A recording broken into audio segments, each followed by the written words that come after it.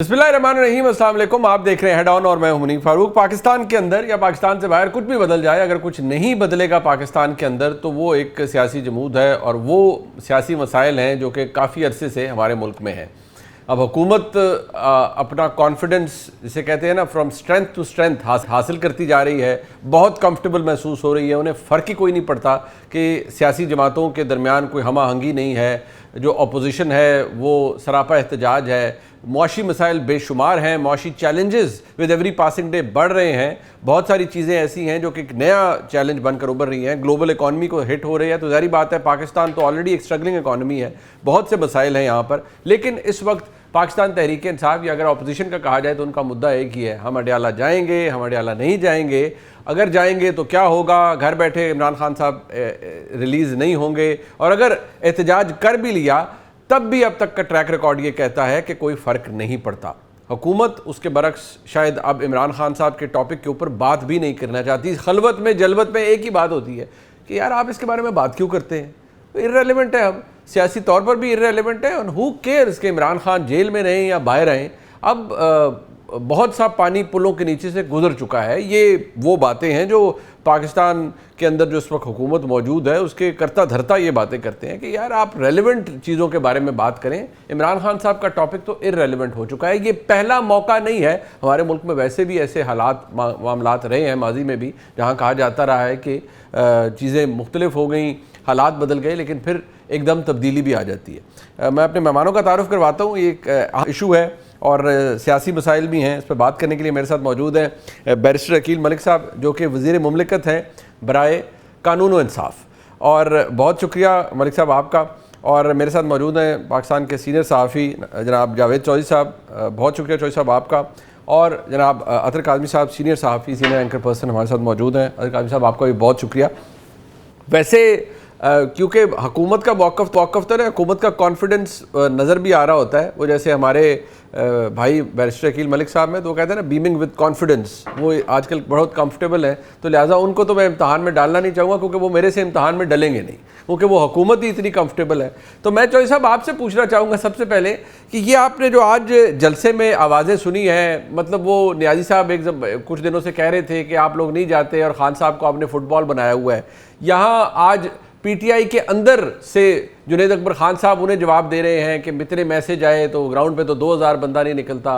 अब 90 MPs के साथ अगले मंगल को शायद जनाब सोहेल आफरीदी साहब जाएंगे अडयाला के बाद। तो फ़र्क क्या पड़ेगा? ये बैरिस्टर अकील मलिक साहब की हुकूमत तो बहुत कंफर्टेबल है, इनको तो कोई फ़र्क नहीं पड़ता। देखिए, गवर्नमेंट की बात ना करें, आप रियासत की बात करें, क्योंकि पाकिस्तान के अंदर, बल्कि पूरी थर्ड वर्ल्ड के अंदर, बल्कि फर्स्ट वर्ल्ड को भी अब आप शामिल कर लें कि जब तक स्टैब्लिशमेंट किसी पार्टी के पीछे नहीं होती उस वक्त तक वो पार्टी ना ग्राउंड पे नज़र आती है, ना आपको कोई एहतजाज करती हुई नज़र आती है, ना ही उसको उसका ड्यू शेयर मिलता है। मसलन आप फर्ज कर लें 2024 के जब इलेक्शन हुए थे तो ज़रा वापस जाके आप देख लें कि अगर उस वक्त स्टैब्लिशमेंट पाकिस्तान तहरीक इंसाफ के साथ होती तो इस वक्त क्या सूरत हाल होती। इस वक्त मुकम्मल तौर पर सूरत हाल मुख्तलिफ होती। आपको नून लीग और पाकिस्तान पीपल्स पार्टी किसी जगह पर नज़र ही ना आती, बिल्कुल दूर दूर तक नज़र ना आती। लिहाजा इन दोनों पार्टियों का कोई कमाल नहीं है, ये तो बेसिकली रियासत का कमाल है, क्योंकि रियासत जब किसी के साथ होती है तो वो फिर नजर आता है। जैसे कि 2017 के अंदर, 2018 के अंदर रियासत इमरान खान साहब के साथ थी, तो आपने वो नतीजा देखा कि जीता हुआ मियां नवाज शरीफ हार गया, पाकिस्तान पीपल्स पार्टी के बक्से जो थे खाली निकले, और उसके बाद इमरान खान साहब की गवर्नमेंट बन गई और ऐसे ऐसे लोग जीते जिनके जीतने का कभी चांस था ही नहीं। बिल्कुल ठीक तो उस वक्त क्योंकि एस्टैब्लिशमेंट इनके साथ थी।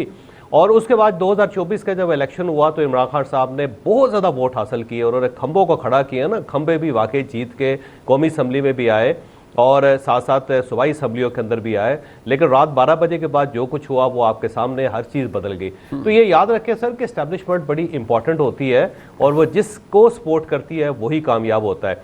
एक वक्त होता था पॉलिटिक्स के अंदर के क्राउड पुलर्स होते थे और जब वो निकलते थे तो बाहर पूरा मुल्क निकल आता था, लेकिन अब वो वक्त नहीं है, अब वो हालात नहीं है। अब अगर मियां नवाज शरीफ साहब भी निकलेंगे तो उनके साथ कोई शख्स नहीं निकलेगा, बल्कि मियां नवाज शरीफ साहब तो गिला करते हैं कि मैं जब सड़क के ऊपर आता हूँ तो पीछे को बंदा ही नहीं होता। बल्कि उन्होंने कहा जी, एक मरतबा मैं किसी जगह जा रहा था मानसेरा के अंदर और लोग मेरे गिर्द इकट्ठे हो गए, तो मैंने उनसे, और सब कह रहे थे कि मियां नवाज शरीफ कदम बढ़ाओ, हम तुम्हारे साथ हैं। तो सामने एक मस्जिद थी और मैंने कहा चले मस्जिद के अंदर चलते हैं।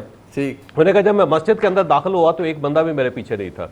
जो लोग मस्जिद नहीं आ रहे वो ज़ाहिर पोलिंग स्टेशन में कैसे आएंगे। तो इसी तरह मियां नवाज शरीफ, अगर आपको याद हो, वो जब बाहर से आए थे, बरतानिया से आए थे, उनकी बेगम साहबा अलील थी, जब वो लाहौर एयरपोर्ट के ऊपर उतरे थे तो उनके भाई मियां शहबाज शरीफ साहब भी लाहौर एयरपोर्ट नहीं पहुंच सके थे, आपको अगर याद हो। बल्कि उसके अंदर एक हमारे रांझा साहब है, रांझा मोहसिन शाह नवाज रांझा साहब हैं, एक मरतबा मैं मियां नवाज शरीफ साहब के पास लंदन में बैठा हुआ था। मोहसिन शाह नवाज साहब ये बता रहे थे कि मैं 2 मोरिया पुल की तरफ चला गया था उस दिन।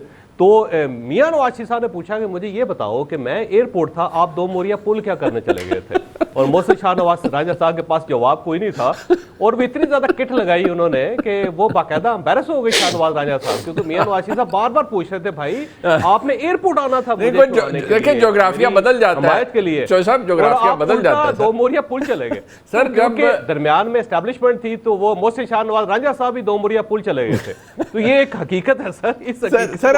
अगर इमरान खान साहब उस वक्त बाहर नहीं आ सकेंगे। चौधरी साहब, सर अगर इसी फार्मूले पे चलना है तो फिर हम ये मान लें कि फिर इमरान खान साहब की भी यही पार्टी की हालत है कि जाना अडयाला होता है लेकिन वो पहुंच के डिफेंस जाती है या कहीं और जाती है, वो उनकी हमशीराएं कहती हैं इसमें कोई शक नहीं है कि ये लोग पूछ के आते हैं पेशावर से कि हम अडयाला जेल जाएं या ना जाएं। और उनको कहा जाता है बिल्कुल ना जाएं, तो वो उससे पहले ही डाइवर्ट कर लेते हैं, वापस चले जाते हैं। कहते हैं जी आगे रास्ते बंद थे, उनको बताया जाता है भाई रास्ते खुले थे, और बहुत सारे लोग जो है अडयाला जेल पहुंच गए। तो उन्होंने कहा जी जब हम गए थे तो उस वक्त रास्ते बंद थे। और इसके साथ साथ ये जो 99 इनके एमपीएस है ना सर, वो ये एतराज करते हैं कि हम वहां पे जाते हैं तो अलीमा खान साहबा हमारे साथ बड़ी बदतमीजी करती है, हमने 3-3 लाख वोट लिए हुए हैं तो हम बेइज्जती करवाने के लिए तो वहां नहीं जाते। भाई आप अलीमा खान साहबा के लिए नहीं जाते, आप इमरान खान के लिए जाते हैं। तो इमरान खान साहब के एमपीए भी वहां जाने के लिए तैयार नहीं, वो रास्ते से डाइवर्ट हो जाते हैं, क्योंकि उन्हें बताया जाता है कि खबरदार जो आगे गए, याद रखना नवंबर में जो कुछ हुआ था आपके साथ, तो उसके बाद वो फौरन वापस अच्छा बस रियलिटी है, बिल्कुल ठीक है, तस्लीम करना पड़ेगा करना पड़ेगा। फिर अदर काज़मी साहब वैसे यही प्रॉब्लम है फिर मेरे ख्याल में कोई पिंडी का 2 मोरिया पुल है जितने तरीके इंसाफ के दोस्त चले जाते हैं और वो उधर नहीं आते अडयाला जेल।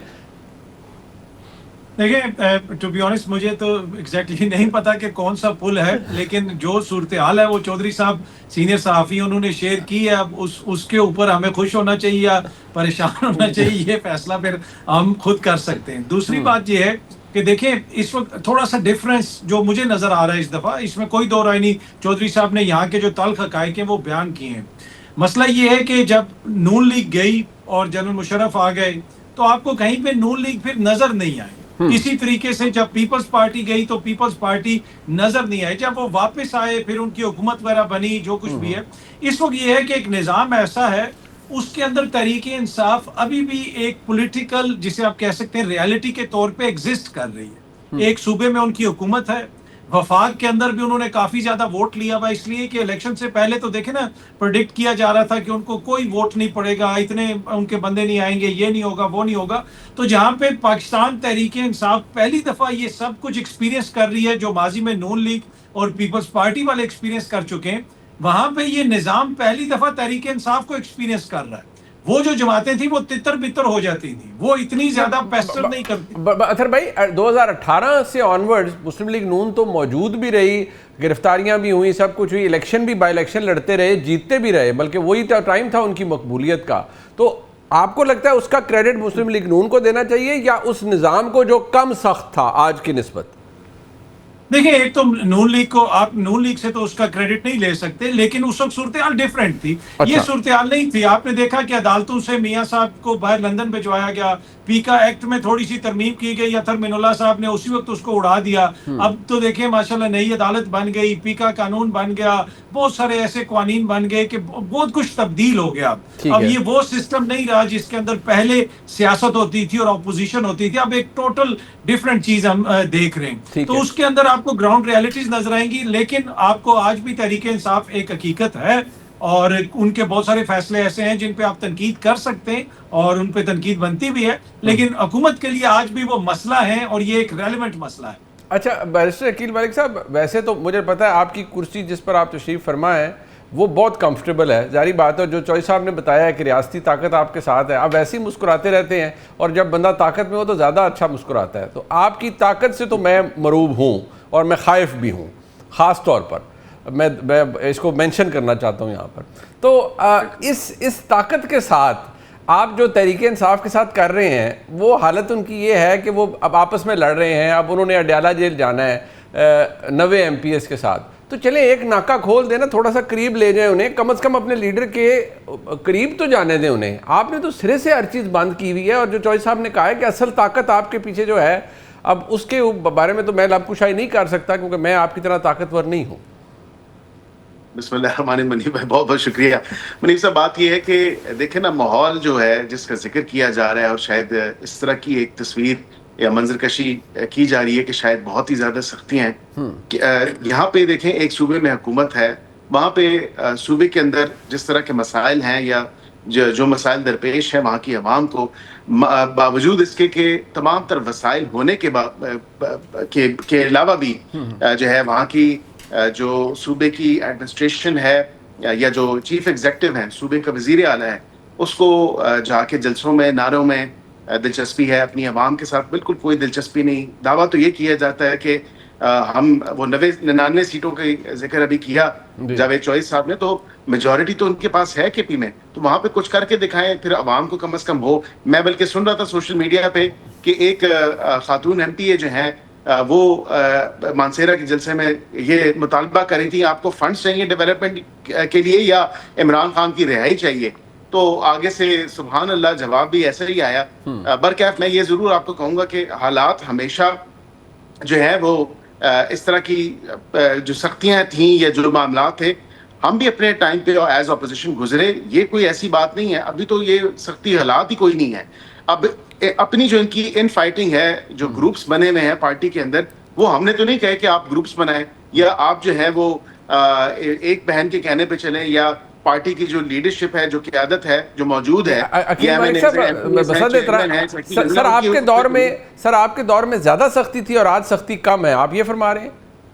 जी बिल्कुल। देखे ना, हमने तो इतने मुश्किल वक्त, चौधरी साहब भी मुस्कुरा रहे हैं, अथर भाई भी ज़ेरे लब मुस्कुरा रहे हैं। नहीं, हमने मुश्किल वक्त देखी और इन्होंने, आप देखिए, इन सब ने रिपोर्टिंग भी की उस वक्त, बिल्कुल खुसूस सीनियर मोस्ट सहाफियों में शुमार होता है और बड़े जय्यद सहाफी हैं जावेद चौधरी साहब। इन्होंने तो देखे ना इतना कवर भी किया उस वक्त, जो ट्रायल्स एंड ट्रिब्यूलेशंस थी पाकिस्तान मुस्लिम लीग नून की और शरीफ फैमिली की। ये तो देखे ना, 99 की अगर बात की जाए उस वक्त का, आप देखें 97 में जब हुआ, फिर 99 में जो मामला हुआ, फिर उसके बाद वो इतना तवील अरसे तक, मतलब अगर आप देखें तो 2007-8 की बात है, तब तक ये मामला चलता रहा।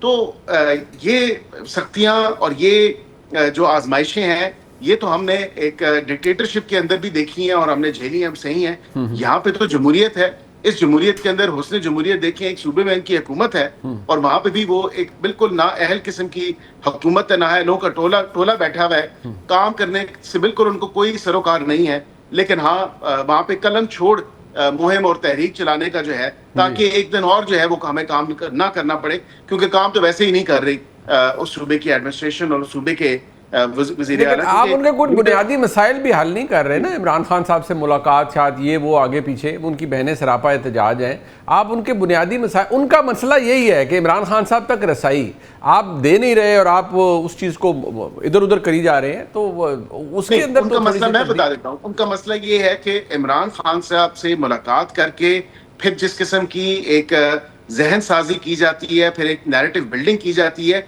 उनका मसला ये है कि मुलाकात जो है सियासी मकासद के लिए, इदारों को टारगेट करने के लिए, इदारों के सरबराहान को टारगेट करने के लिए, असल मकासद तो मुलाकात के ये हैं और यही मकासद रहे हैं टाइम एंड अगेन, आपको पता है। और अब क्योंकि मुलाकात सुपरिटेंडेंट जेल ने बंद की है इन्हीं मामलात की वजह से कि ये मिसयूज होता है, वायलेशन होती है जेल रूल्स की, और इस्लामाबाद हाई कोर्ट के ऑर्डर की तो अपनी खुद की वायलेशन कर चुके हैं मुतअद्दिद बार। तो अब मुनीब साहब बताएं कि इन कोर्ट के ऑर्डर की violation, jail rules, jail manual की उनकी वायलेशन, और फिर एक नैरेटिव बिल्डिंग जो की जाती है, जो टारगेट किया जाता है, अब वो मवाद नहीं मिल रहा। सर उनके पास भी जेल, उनके पास भी सर अदालत का हुक्म है मुलाकात का, सर वो डीबी का अदालत का वो भी हुक्म है कि मीडिया से आपने गुफ्तगू नहीं करनी है अदालत के बाहर, लेकिन एक ने कितनी दफा जो है उस ऑर्डर की धज्जियां उड़ाई। तो ये तो नहीं हो सकता कि जो ऑर्डर आपको अच्छा लगे वो ले लें, जो ना अच्छा लगे उसको आप वायलेट करें। चौधरी साहब, अभी दो खूबसूरत अल्फाज, वैसे तो हर लफ्ज़ ये हुकूमत में है तो हम कमज़ोर लोग हैं, हम तो कहेंगे क्या बात है, अकील मलिक साहब की हर लफ्ज़ ही बड़ा खूबसूरत है। उन्होंने कहा जमहूरियत है और ये हुस्न जमहूरियत है। आप इससे, अतर भाई तो मुझे लगता है बिल्कुल ही अंडर प्रेशर चले गए हैं दोनों खूबसूरत अल्फाज से, और मुझे पता है आप भी मरूब हो गए होंगे। आपको कैसी लगती है अकील मलिक साहब की जमहूरियत और फिर हुस्न जमहूरियत? असल में देखिए, माजी जो है ना वो बड़ी ज़बरदस्त किस्म की चीज़ होता है जी। अगर आप उसको खोद के देखें तो आपको पता चलता है कि जनाब जो आज हो रहा है, जो माजी में हुआ उससे कहीं आगे की चीज़ें थी। मतलब अभी देखें, जैसे कि मलिक साहब एतराज़ कर रहे हैं कि उन्होंने कलम छोड़ हड़ताल कर दी है खैबर पख्तूनख्वा के अंदर। मैं वैसे उसके खिलाफ हूँ, क्योंकि खैबर पख्तूनख्वा में अगर कलम छोड़ हड़ताल हो रही है तो उसका नुकसान खैबर पख्तूनख्वा के लोगों को होगा। लेकिन अगर आपको याद हो तो जब पाकिस्तान पीपल्स पार्टी की गवर्नमेंट थी यहाँ वफाक में, पंजाब में मियाँ शहबाज शरीफ साहब चीफ मिनिस्टर होते थे, तो मियाँ शहबाज शरीफ साहब ने मीनारे पाकिस्तान के नीचे लोड शेडिंग के खिलाफ एक कैंप लगा दिया था, पंखा लेके वहाँ बैठ गए थे और वहाँ पे रोज मीडिया आता था और उनका पंखा दिखाते थे कि ये सूरत हाल है वहाँ पे। दूसरा, आसफ अली जरदारी साहब के खिलाफ उन्होंने ग्वालमंडी में खड़े होकर कहा था कि मैं जब प्राइम मिनिस्टर बनूंगा तो उनको फांसी लटकाऊंगा यहाँ ग्वालमंडी के अंदर। उस वक्त वो चीफ मिनिस्टर थे। तो जब आप एक हुकूमत में होते हैं और उस वक्त जब आप मुखालिफ के साथ इस किस्म की बातें करते हैं तो अल्टीमेटली फिर एक वक्त आ जाता है, क्योंकि वक्त दायरे की शक्ल में होता है। याद रखिएगा मुनीर साहब, ये दायरा घूमता रहता है और ये म्यूजिकल चेयर है। अल्टीमेटली कभी ना कभी आपकी कुर्सी तक या आप तक वो वक्त पहुंच जाता है, फिर आपको उसका निशाना बनना पड़ता है। तो वो बाद में ज़ाहिर है फिर वक्त चेंज हुआ, फिर आसफ अली जरदारी साहब को प्रेसिडेंट भी तस्लीम किया गया। अब वो प्रेसिडेंट हैं और मियाँ शहबाज शरीफ साहब जो हैं वो प्राइम मिनिस्टर साहब हैं, और दोनों जो हैं एक दूसरे के साथ मुलाकात भी करते हैं। ग्वालमंडी वहीं पे है, वो फांसी का फंदा वहाँ पे या उल्टा जो लटकाना था वो वहीं पे लगा हुआ है, तो वो भूल गए। सेम इसी तरह खैबर पख्तूनख्वा के आज कलम छोड़ हड़ताल है। कल को जब पाकिस्तान तहरीक इंसाफ की गवर्नमेंट आ जाएगी तो पंजाब कलम छोड़ के बैठ जाएगा और उस वक्त हम यही कह रहे होंगे कि भाई अपनी आवाम के ऊपर तवज्जो दो। ये पॉलिटिक्स जो है ना पाकिस्तान के अंदर बड़ी बदकिस्मती, ऐसा लगता है कि ये 1949 पे जाकर रुक गई है और उससे आगे नहीं जा रही। अगर आप 1949 की पॉलिटिक्स निकाल के देखें, उस वक्त के खबरें और अखबारात की कटिंग निकाल के देखें, तो आपको ऐसा लगेगा जैसे पाकिस्तान तहरीक इंसाफ जो है वो गवर्नमेंट में है, पाकिस्तान मुस्लिम लीग नून जो अपोजिशन में है, पाकिस्तान पीपल्स पार्टी अपोजिशन में है, फिर पाकिस्तान पीपल्स पार्टी, पाकिस्तान मुस्लिम लीग नून दोनों इक़्तिदार में है और पाकिस्तान तहरीक इंसाफ अपोजिशन में है। तो बदकिस्मती ये है कि वक्त वहाँ पर ठहर सा गया है। जैसे होता है ना कि जब बम ब्लास्ट होता है तो जो आपकी दीवार के ऊपर क्लॉक होता है तो वहीं पर रुक जाता है वो, उसके बाद आगे चलता ही नहीं। उसके बाद घड़ी दिखाई जाती है कि ये देखें जी यहाँ पे इस वक्त ये हुआ था। तो पाकिस्तान की पॉलिटिक्स के सामने कोई एटमी धमाका हुआ है जिसके बाद ये जो क्लॉक है वहाँ दीवार के ऊपर रुक गया है और ये उससे आगे नहीं जा रहा। यही बदकिस्मती है। करैक्टर चेंज हो जाते हैं, उनका करैक्टर नहीं बदलता। यानी कि नाम बदल जाते हैं लेकिन उनका जो किरदार है वैसे का वैसा रहता है। और अगर आप आज के जो वज़ीर इत्तलात व नशियात हैं उनके बयानात देख लें और पिछली गवर्नमेंट के वज़ीर इत्तलात व नशियात के बयानात देख लें, उससे पिछली गवर्नमेंट के देख लें, उससे पिछली गवर्नमेंट के देख लें, क्योंकि स्क्रिप्ट राइटर एक ही होता है, वही अल्फाज होते हैं, वही अल्फाज चलते रहते हैं, वही बयानात चलते रहते हैं। ज़रा पोजीशन बदलती है, फिर बदल जाता है। बदकिस्मती है ये। और अगर हम ये चाहते हैं कि पाकिस्तान के अंदर जमहूरियत हो और अपने पूरे हुस्न के साथ हो तो फिर हमें इसके ऊपर बिलीव करना पड़ेगा। जो नमाज हम पढ़ रहे हैं हमें उसके ऊपर ईमान भी लाना पड़ेगा। जब ईमान से खाली नमाजें हों तो उनका कोई फ़ायदा नहीं होता। जमहूरियत कहने को बड़ी खूबसूरत चीज़ है, लेकिन जब वो दिल से नहीं निकलेगी, दिल पे नहीं पहुंचेगी, उसके असरात हमारे अंदर नहीं होंगे, उस वक्त तक इसका कोई फल नहीं निकलेगा। इसी तरह हम डंग टपाव करते रहेंगे, आग बुझाते रहेंगे और उसके बाद बड़ी खुशियां मनाते रहेंगे। इसके अलावा कुछ नहीं, सिर्फ इक़्तिदार की गेम है जिसके अंदर हर पार्टी लगी हुई है। एक अपोजिशन में है, गवर्नमेंट में है, फिर ये गवर्नमेंट से अपोजिशन में चले जाएंगे, अपोजिशन गवर्नमेंट में आ जाएगी। इतनी कहानी है, इसके अलावा कुछ भी नहीं है, बाकी सब अल्फाज है। अब अदर काज़मी साहब, चौधरी साहब को तो हुस्न जमहूरियत नज़र नहीं आया अकील मलिक साहब का, और आज की जमहूरियत भी उन्हें नज़र नहीं आई। आपको तो यकीनी तौर पर आया होगा आप, लेकिन मुझे सिर्फ ये बताइए, इस हुस्न जमहूरियत के अंदर जब जमहूरी हकूक़ अकील मलिक साहब की हुकूमत, और ख़ास तौर पर क्योंकि वो खुद वज़ीर कानून व इंसाफ हैं, वो बाँट रहे हैं और 90 MPs या 95 MPs आएंगे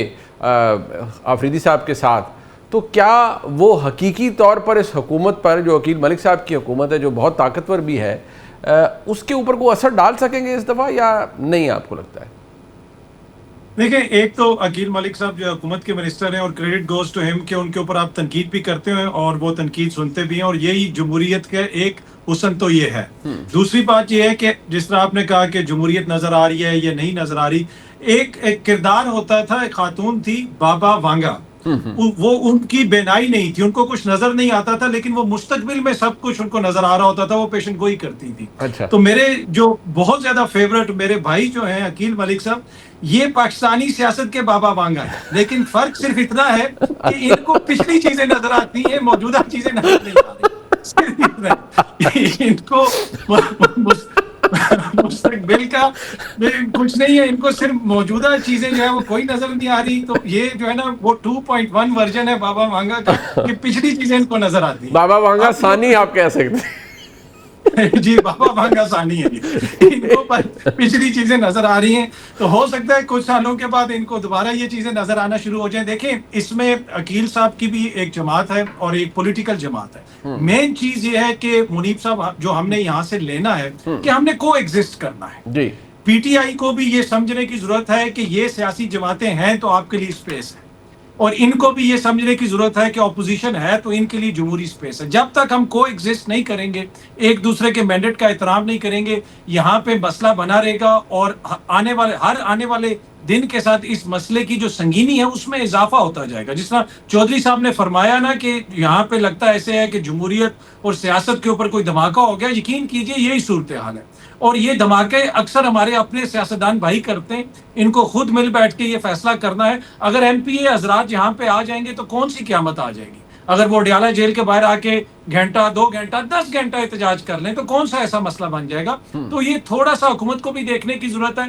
बाकी क्या तहरीक इंसाफ कोई बड़ा एहतजाज कर पाएगी, जिस तरह आपने भी पहले जिक्र किया, मुझे नहीं लगता। मुझे तो उनकी पार्टी के अंदर फिलहाल केओस नजर आ रहा है, और इतनी नाअहल जो अपोजिशन है, मेरे ख्याल में ये तो ब्लेसिंग है बैरिस्टर अकील साहब की हुकूमत के लिए। हाँ, नहीं, बैरिस्टर अकील साहब की हुकूमत बहुत ब्लेस्ड है। वो अंग्रेज़ी में कहते हैं ना, इन एवरी विच वे। और जिस तरह चौधरी साहब ने इब्तदाई कलमात फरमाए थे कि उनको जो ताकत है, वो जो पावर हाउस है, वो बड़ा ज़बरदस्त है। तो अकील मलिक साहब, अब जो नया खिताब आपको दिया गया, और अब आप बहुत सारी चीज़ें बैकवर्ड्स आप देख सकेंगे। वो चाह रहे हैं, अतर काज़मी साहब की ख्वाहिश ये है कि आप आगे का हाल भी बताएं, क्योंकि हुकूमत की शायद जो ऐनक है उससे बेहतर आगे का हाल पता लगता है। लेकिन पीसफुल को एग्जिस्टेंस की बात आपने करनी है, थोड़ा सा स्पेस दे दें। यकीन माने कोई फ़र्क नहीं पड़ेगा, 2-3 दिन वो क्या होते हैं, वो जो वाटर कैनन वो ना चलाइएगा।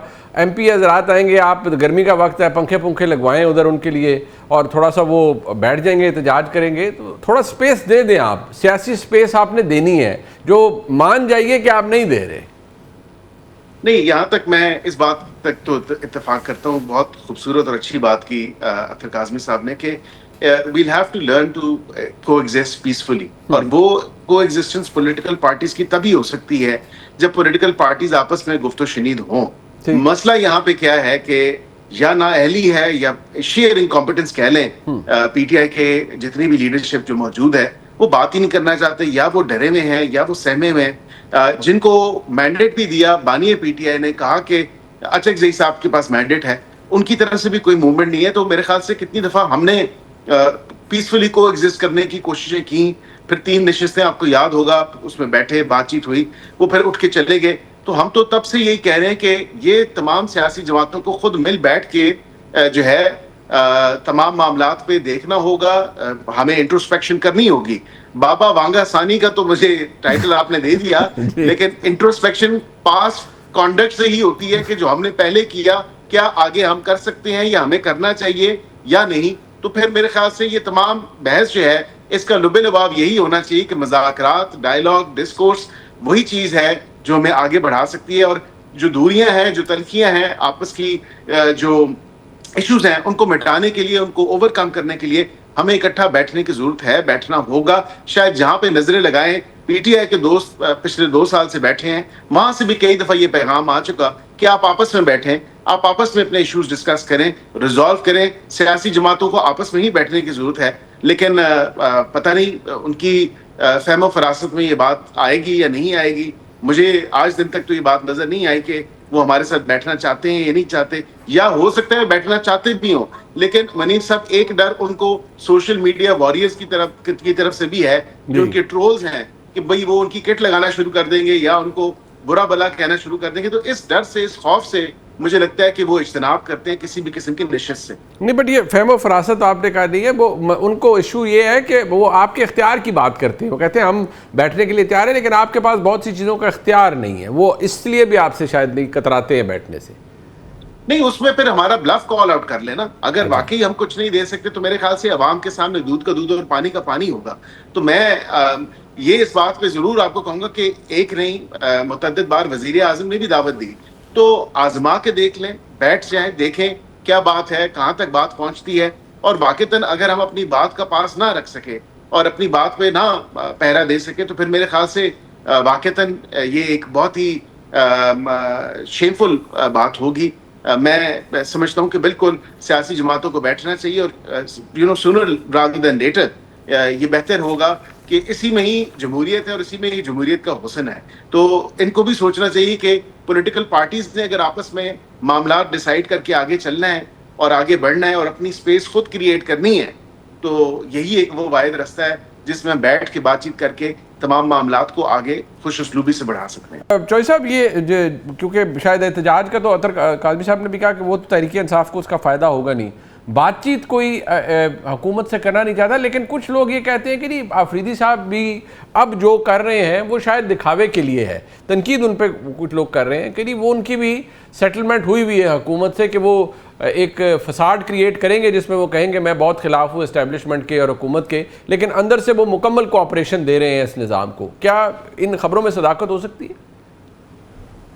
ये बड़ी हद तक बात आपकी दुरुस्त है कि वो सुहेल अफरीदी साहब के पास कोई और ऑप्शन नहीं है। अगर वो गंडापुर साहब जैसी हरकत करेंगे, नवंबर में लश्कर लेके इधर आ जाएंगे तो वो भी फारिग हो जाएंगे। और दूसरा ये है कि अब खैबर पख्तूनख्वा से कोई शख्स इस्लामाबाद आने के लिए तैयार नहीं है। जो लोग यहाँ पे आए थे और उनके खिलाफ केसेस बने, और जब केसेस बने तो वो आज तक केस भुगत रहे हैं, और जो सूबाई गवर्नमेंट है या पार्टी है उसने अपना वकील तक उनको नहीं दिया, और वो बेचारे खुद आते हैं वहाँ से खैबर पख्तूनख्वा से इस्लामाबाद या रावलपिंडी के अंदर जेलों के अंदर और अदालतों के अंदर धक्के खाते हैं, और कोई शख्स उनको सपोर्ट करने के लिए तैयार नहीं। पार्टी ने अपनी जो कोर थी उसको ख़त्म कर लिया पीछे से, क्योंकि लोग जो अब इनके ऊपर बिलीव करने के लिए तैयार नहीं। दूसरा कि उस ज़माने में जो लोग आए MPs MNAs वो फारिग हो गए जब उनके खिलाफ फैसले हुए, और उसके बाद वो अपनी नशिस्तों से फारिग हो गए। तो उन्होंने जिन लोगों को सजेस्ट किया कि मेरे भाई को, मेरे भतीजे को या मेरे वालिद को या मेरे बेटे को आप टिकट दे दें, तो पार्टी ने उनको टिकट भी नहीं दिए। तो वो लोग भी नाराज़ हो गए। उन्होंने अंदाज़ा लगाया कि यार हम तो अपना सियासी तौर पे बर्बाद हो गए हैं, और उसके बाद हमारे ख़ानदान से टिकट भी निकल गया, तो हमें इस चीज़ का क्या फ़ायदा हुआ। तो अब कोई MPA और MNA जो है ये रिस्क लेने के लिए तैयार नहीं है। तो ये बड़ी हद तक दुरुस्त है। दूसरी बात ये है कि वो नौजवान को लेके आए थे इमरान खान साहब। नौजवान जो था उसका तजर्बा नहीं था और बड़ी जल्दी अंडरस्टैंड कर गया कि अगर मैंने CM रहना है तो मैंने इस्टेब्लिशमेंट के साथ चलना है, गवर्नमेंट के साथ चलना है, रियासत के साथ चलना है।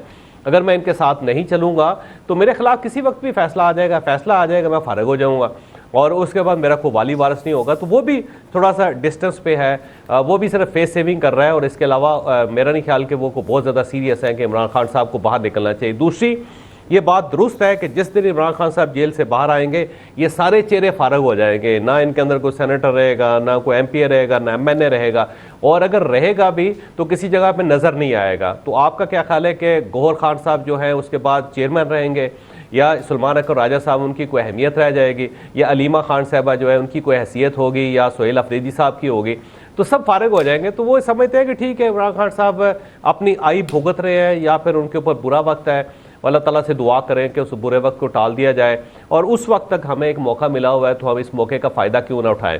और आखिरी जो गलती इन्होंने की, सबसे बड़ी गलती की, वो ये कि दोनों अपोजिशन की जो सीटें हैं इन्होंने किसी और को उठा के दे दी जिनकी एक एक सीट भी नहीं है। तो वो जब आपने एक एक सीट के लोगों को आपने दे दी जिनका आपकी पार्टी के साथ कोई ताल्लुक नहीं, तो वो आपके लिए क्यों अपनी जान को हल्कान करेंगे। उनको मौका मिला हुआ है। देखे ना, अपोजिशन लीडर कौमी असम्बली का जो प्राइम मिनिस्टर के बाद उसका प्रोटोकॉल होता है वो बड़ा इंपॉर्टेंट होता है। तो वो जब अचकजई साहब को मौका मिला हुआ है, जो वैसे नॉर्मली अपनी पार्टी की हैसियत से वो कभी भी अपोजिशन लीडर नहीं बन सकते थे, या राजा साहब जो है वो सेनेट के अंदर पहले सेनेट की सीट उन्हें मिली और वो भी पाकिस्तान तहरीक इंसाफ की वजह से मिली, अब वहाँ पे अपोजिशन लीडर बने हुए हैं, ना वो अपोजिशन लीडर बन सकते थे कभी भी। तो जब आपने अपने हाथ काट के किसी और के हवाले कर दिए, पार्टी का स्ट्रक्चर पीछे है कोई नहीं, लोग आपके साथ मुखलिस है नहीं, और जब आप बाहर थे तो आपने हर शख्स को एट द आर्म्स लेंथ रखा, आपने किसी को रिस्पेक्ट नहीं दी।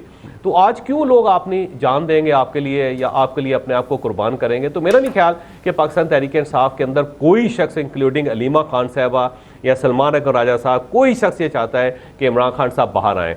इस वक्त सिर्फ इमरान खान साहब और बुशरा बीबी दो रह गए हैं जो एक दूसरे के हमदर्द भी हैं, एक दूसरे के गमगुसार भी हैं, और इसके अलावा बिल्कुल मुकम्मल तौर पर दूर दूर तक कोई ताहद नज़र, कोई शख्स उनका हमदर्द नज़र आता है ना उनको कोई मेहरबान नज़र आता है। और वो बेचारे वाकई मुझे मजलूम लगते हैं इस वक्त, और मुझे इनके ऊपर तरस भी आता है कि इनके साथ हुआ क्या है। इनको अल्लाह ताला से माफ़ी मांग के मामलात को सेटल करना चाहिए ताकि सुख का सांस लें।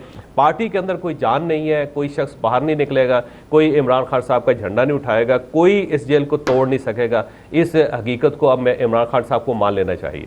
ये काजी साहब टुवर्ड्स दी एंड क्या आपको मसलहत का शिकार लगते हैं अफरीदी साहब भी, या ये जो तनकीद उन पर होती है या नहीं? कुछ कंपल्शंस भी होती है ना कुछ ऑफिसर्स की, कुछ मामलात की। देखिए ग्राउंड रियलिटीज है ना, ऑपोजिशन लीडर का 6 महीने यहाँ पे उसकी तकर्री नहीं हुई। बिल्कुल यहाँ पे देखें पाकिस्तान की तारीख में कभी ऐसा हुआ है कि कौमी असेंबली का ऑपोजिशन लीडर, सेनेट का ऑपोजिशन लीडर, पंजाब का ऑपोजिशन लीडर बेहक वक्त तीनों को नाअहल करार दे दिया गया हो और तीनों को लोअर जुडिशरी से सजाएं हुई हो, और उसके बाद जिस किस्म का रद्द-ए-अमल आया और फौरन ही इलेक्शन कमीशन ने उनको नाअहल कर दिया। तो देखें जो जमीनी हकायक हैं वो आपको देखने पड़ेंगे कि किन हालात के अंदर ऑपोजिशन इस वक्त एग्जिस्ट कर रही है या किन हालात के अंदर वो काम कर रही है। बाकी उनकी जमात देखें आज भी उसी तरह इंटैक्ट है। आज भी इमरान खान बाहर आएंगे तो ये जो हुकूमत वाले चेहरे हैं, क्या आप समझते हैं कि ये सारे मिल के भी उनका मुकाबला कर सकते हैं? क्या उनकी कोई कम हुई है, पॉपुलैरिटी कम हुई है, कोई हुकूमत कोई और नैरेटिव दे सकी है? बहुत सारे दीगर मामलात में हुकूमत की कारकर्दगी बड़ी अच्छी रही, जिस तरह भी हमने देखा इंटरनेशनल सतह पे जो मुज़ाकरात वगैरह कराए, फिर पिछले साल पाकिस्तान ने एक जबरदस्त जंग भी जीती। बिल्कुल ठीक है, मैं शुक्रिया अदा करूंगा जनाब अतर काज़मी साहब का, जनाब जावेद चौधरी साहब का और जनाब बैरिस्टर अकील मलिक साहब का। प्रोग्राम का वक्त खत्म हो गया, देखने का बहुत शुक्रिया।